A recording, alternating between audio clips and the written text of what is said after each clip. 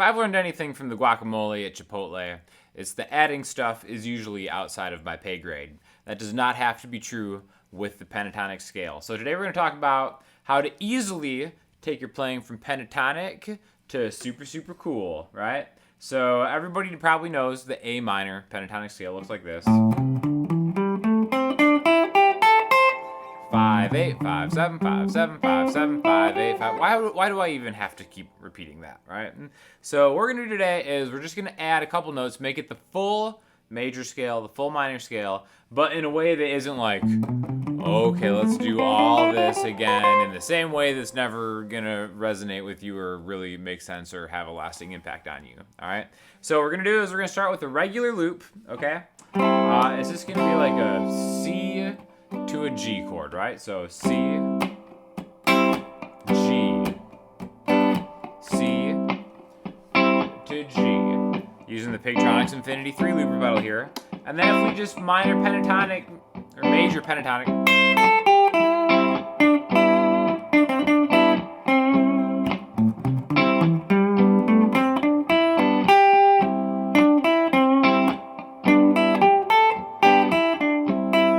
sounds fine, right? But then what if...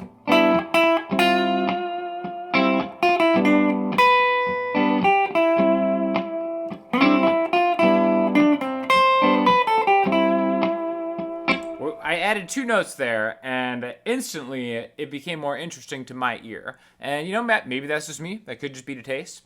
Pentatonic, major or minor, always is going to sound good. It's always going to hit the spot. But it's a lot easier just to add those extra two notes, and it will cost you way less than adding the vegan chorizo and the guacamole at Chipotle, because it's the same scale, right? But we're going to start by doing this. Okay, so just on the B string and the E string, we're going to add one note to the pentatonic scale, right? This is A minor pentatonic, what we would call this, because I was just jamming over just that C major. That kind of makes it C major pentatonic, whatever. Potato, potato, potato, guacamole, guacamole. So what we're going to do is we're going to wait till we get to the higher register, because honestly, these are where like the lead playing notes usually kind of end up, is in the higher register of the guitar. So like the G, B, and E string. So it would make sense to add on to the pentatonic scale just on the high two notes, okay? Some people be like, why don't you just play all the notes in that scale all throughout? Well, I think actually once you start adding more, you lose a little bit of the fun of that pentatonic thing where everything is just a hammer on, and then really we just get to the B string, 5, 6, 8, E string, 5, 7, 8. Okay, so if you want to know the names of the notes, what we're doing is we're adding an F note and then also a B note. Listen to them back to back right there. If I just play those notes together, they kind of sound bad because we've just been jamming in C. The tonal center is C, and when we have that F and then that B, it just doesn't kind of hit the same way as the do. But the value in this is that usually whatever song you're playing, you're not usually playing just the chords from the pentatonic scale. Most of the time in a song, you'll use other chords built from all the notes in the C major scale instead of just the C pentatonic scale, okay? Again, all we did is we added an F note and a B note. So now we've got 5, 8, 5, 7, 5, 7, 5, 7, 5, 6, 7, 5, or 5, 6, 8, 5, 7, 8. That's all we're doing, okay? Then next time we play it,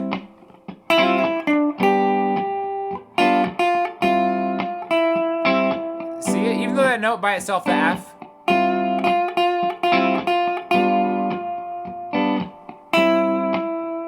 because now we have that F in there, even though maybe adding that F note over a C chord might not be the most pleasing thing to your ear in a vacuum,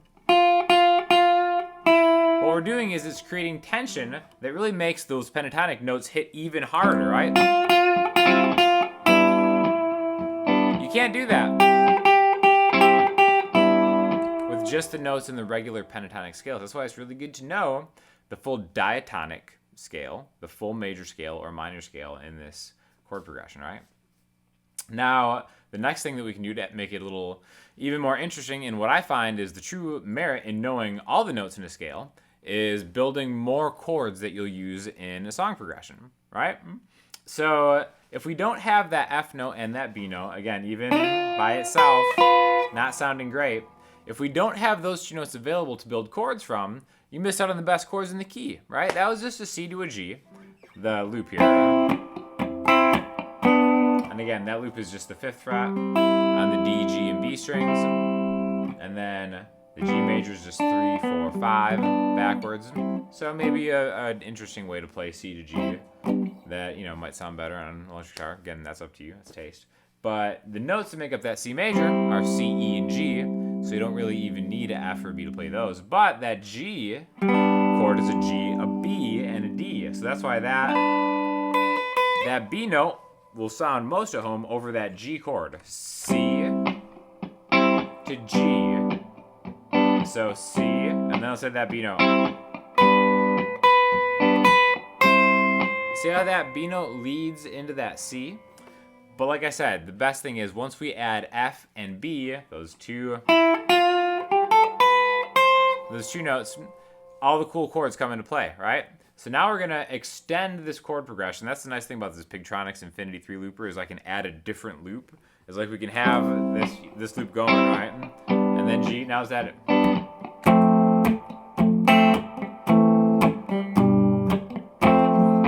F, A minor, G. F, A minor, G. So now,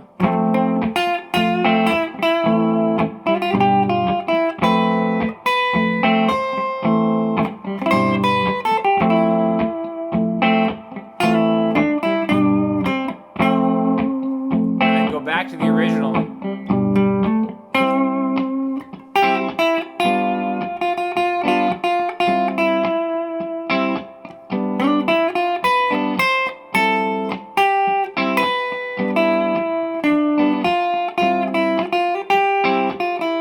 Then to the F chord.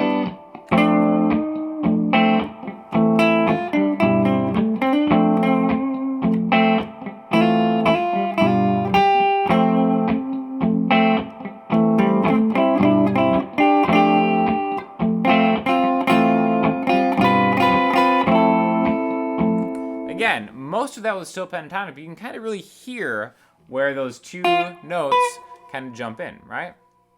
So my best advice is to just really think of this higher register C major scale. That's all this is a C major scale. Maybe you've already seen a shape like this, like a C, D, E, F, G, A, B, C. It's the same thing, but we're starting right there.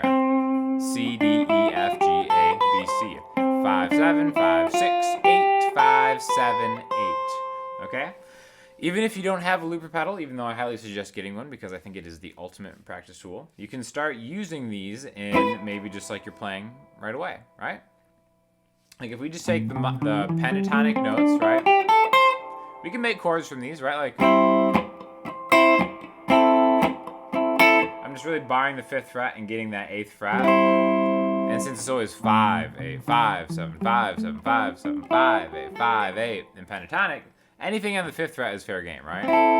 So if I just hold down the highest 3 strings, that's like an A minor chord. If I just get the B, G, and D strings, that's a C chord. So right there, that's just A minor to C, right? We can make more chords from that.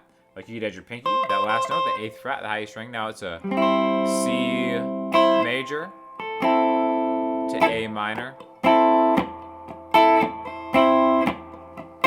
In fact, let me clear that loop, and then I'll just loop those two things, right? So A, C.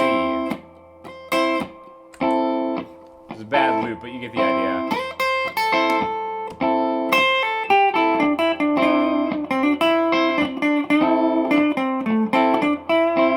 Sounds very pentatonic-y, right? In fact, I'm so disappointed in myself with that loop. I gotta do that again, so.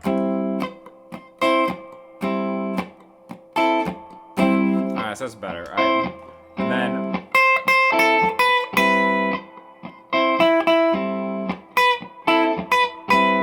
that note right there, right? There's that B note. We can actually make new chords out of that. Instead of just having, we can add a new chord jumps into the game. Guess what chord that is? If you've ever seen any of the videos on my channel, you know that it's a major 7 chord, right? So just by doing that, I'm gonna, if you ever wonder what I'm doing here, by the way, this is a D'Angelico Deluxe SS.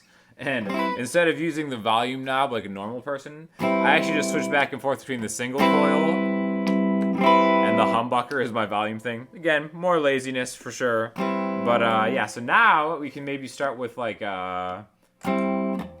C to A minor to C major 7.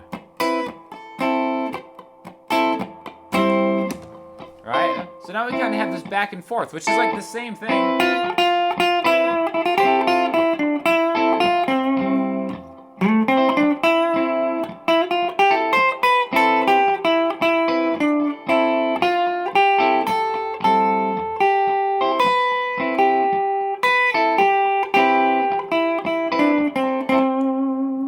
So I think all that stuff does make a big difference when you're playing, and we haven't even talked about taking it into other places of the fretboard, which again is kind of what confuses people a lot. I think most people get the idea of playing that 5/8, 5/7, 5/7, 5/7, 5/8, 5/8. They get that idea under their fingers, but it's like, how do you use it? How do you utilize it?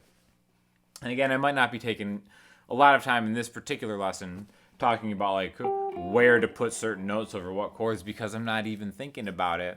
Eventually, you just get used to the shapes, and then you let your ear kind of lead the way, right? Again, if you're interested in more stuff like that, I break that stuff down in more depth in like sequential Patreon lessons, so I'll link that too in case anybody's interested. But I do think that really just adding these 2 notes to your minor pentatonic shape that you already know, and then just being thoughtful about it is really going to enhance your playing. And then maybe from there kind of branch out into maybe just adding those all over the place. You can add it in the same shape if you want. 5, 7, 8, 5, 7, 8, 5, 7, 9, 5, 7, 5, 6, 8, 5, 7, 8. That would be all 7 different notes in that scale, just in this one position. But really after this, I would say maybe even just go further into the neck, right? Maybe just find those notes in a different spot. Maybe we could start with the G here. G, A, B, C, D, E, F, G. Which is kind of like the exact same thing as before, but if we wanted to run up into this next register on the neck, it would just be 12, 14, and then we have this mirror image, 12, 13, 15, 12, 13, 15, right? So let's kind of go back and forth. It's the same shape, but with one difference. That last high E string is, again, if it's 1 finger per fret, pointer middle pinky as compared to pointer ring pinky. But they go together, right? So now if we have that, let's do that same loop, right? So if we have like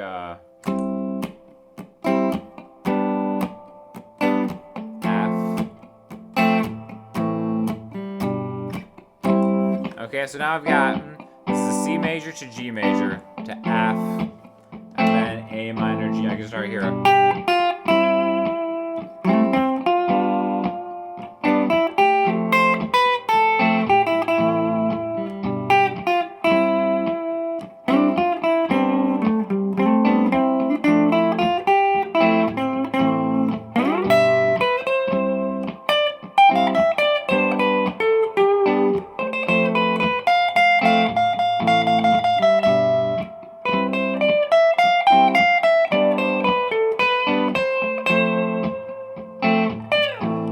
Again, I wasn't doing anything like crazy fancy. That last time was just up and down the scale.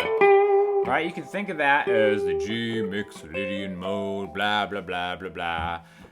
Thinking about it that way for a lot of people confuses people. I don't want to throw shade on thinking about it in the modes because that's something that actually really helped me a lot. But I do think a lot of people and a lot of students that I've had, I can see the disconnect. Once you start talking scales and once you start doing full hand things all over the neck, they'll check out. So just take the top 3 strings and then just start from there, rock it out. Thank me by sending me Chipotle gift cards or joining up for the Patreon. I would actually probably prefer the Patreon if I actually could have my choice. But again, you do you know what I mean? Whatever makes your soul feel better. And in case you're interested in any of the gear, I'll put affiliate links in there. Again, D'Angelico sent me this guitar. It's probably like my favorite semi-how I've ever played. That Pigtronix Infinity 3 Looper is awesome just because you can do different parts of songs, and I'm going into the Supro Black Magick Reverb. So if you guys are interested in the sound of this, I'll have affiliate links in the description. And hit me up on Instagram or Twitter or whatever. I'll talk to y'all soon. Thanks a lot.